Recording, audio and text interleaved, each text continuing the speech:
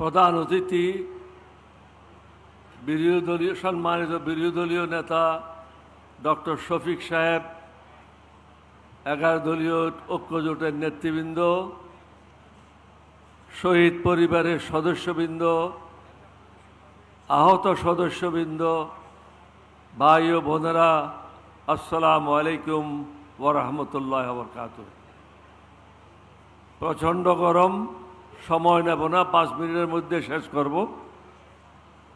মাননীয় প্রধানমন্ত্রীর উদ্দেশ্যে কিছু কথা বলতে চাই। যদিও আমার সেই দৃষ্টতা নাই,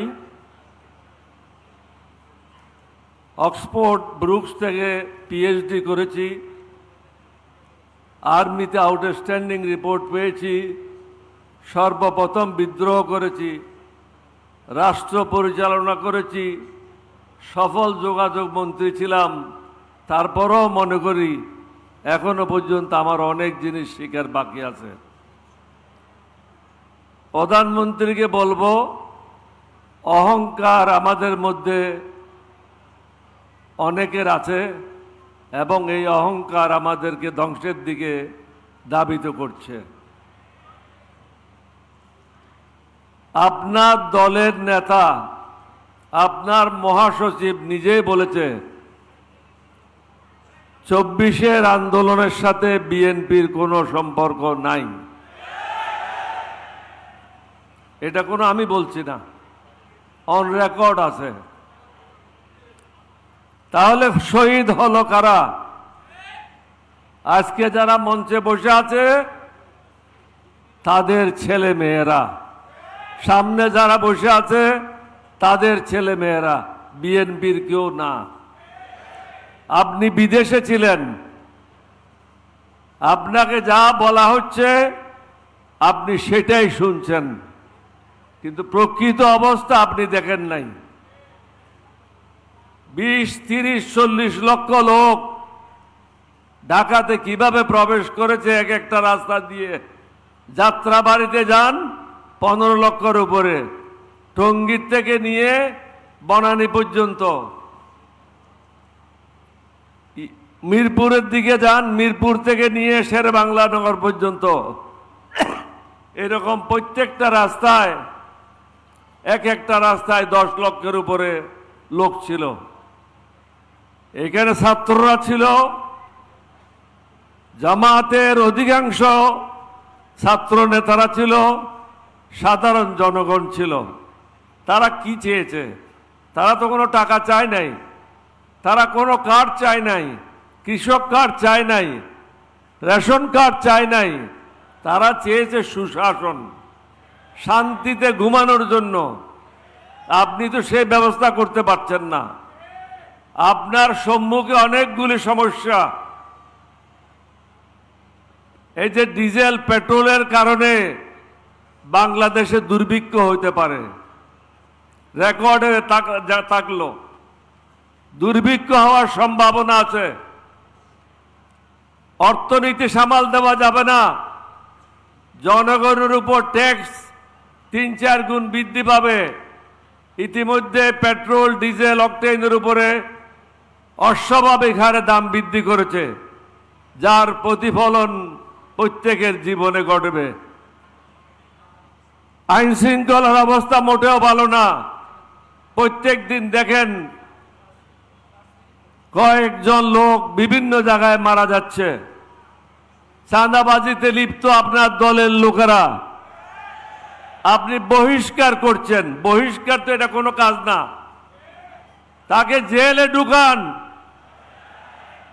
তাকে সাজা দেন, জনগণকে দেখান আপনি জিয়া সাহেবের ছেলে, বেগম জিয়ার ছেলে, আপনি দেশকে শাসন করতে জানেন। না হলে পরামর্শ নেন। যারা আপনাকে ঘিরে রেখেছে, এই বেষ্টনী থেকে বের হন। বেষ্টনী থেকে বেরিয়ে জাতীয় যে সমস্যা, আইন শৃঙ্খলা, দ্রব্যমূল্য, ট্রাফিক জ্যাম, ডিজেল পেট্রোলের সমস্যা, অর্থনৈতিক সমস্যা, আন্তর্জাতিক সমস্যা এবং তৃতীয় বিশ্বযুদ্ধ হবে, এটা এড়িয়ে দেওয়া যায় না। সুতরাং এই দিকে মন না দিয়ে আমাদের বিরোধী দলীয় নেতাদের সাথে বসেন, তাদের সাথে বসে জাতিকে এগুলি থেকে কিভাবে মুক্তি দেবেন সেটাই চিন্তা করেন। 2-3 দিনের মধ্যে সংস্কারের যে কথাগুলি আছে সেটা বাস্তবায়ন করেন। কেউ বলছে সংস্কার, কেউ বলছে অ্যামেন্ডমেন্ট। এরকম ধারাবাহিক বক্তব্য রেখে কোনো লাভ নাই। ধারা অনুযায়ী এটা কোনো ঢাকা ইউনিভার্সিটি না, ছাত্রদের পড়াচ্ছেন, এটা হলো পার্লামেন্ট। যার যে বক্তব্য রাখার কথা সে বক্তব্য রাখতে পারে না, এক মন্ত্রীর বক্তব্য অন্য মন্ত্রী রাখে। সুতরাং প্রধানমন্ত্রীকে বুঝতে হবে ওই মন্ত্রীকে রাখার কি কারণ আছে, তার যুক্তিকতা কি আছে। ধারাবাহিক না গিয়ে বিরোধী দলের সাথে বসে আপনি নিজেই বলেছেন অক্ষর অক্ষরে পালন করা হবে। সুতরাং এগুলি পালন করে জাতীয় সমস্যাগুলি কিভাবে সমাধান করবেন, সুশাসন কিভাবে প্রতিষ্ঠা করবেন, দেশে কিভাবে শান্তি আসবে, এই বিষয়গুলি নিয়ে চিন্তা ভাবনা করেন। অন্যথায় কি হবে, প্রত্যেক জেলায় এরকম সমাবেশ হবে না, মিছিল হবে। কোথায় কোথায় সামলাবেন? 66 জেলায় 64টা মিছিল হবে। কোথায় সামলাবেন? আপনার পক্ষে কি সামাল দেওয়া সম্ভব?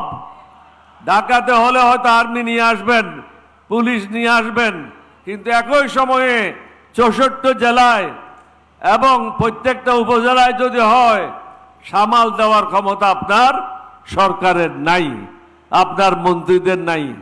এই কথাগুলি চিন্তা ভাবনা করেন, অভিজ্ঞ লোকদের পরামর্শ নেন। ভয়ে বসে থাকেন না, অহংকারে বসে থাকেন না।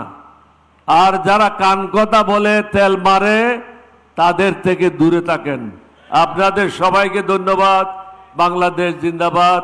সবশেষে আমি বলবো, শফিক সাহেব এবং জামাত ইসলাম আমাদেরকে যে সুযোগ দিয়েছে আপনাদের সাথে একাত্মতা ঘোষণা করার জন্য, আমি এলডিপির পক্ষ থেকে ওনাদের সবাইকে আন্তরিক মোবারকবাদ জানাচ্ছি।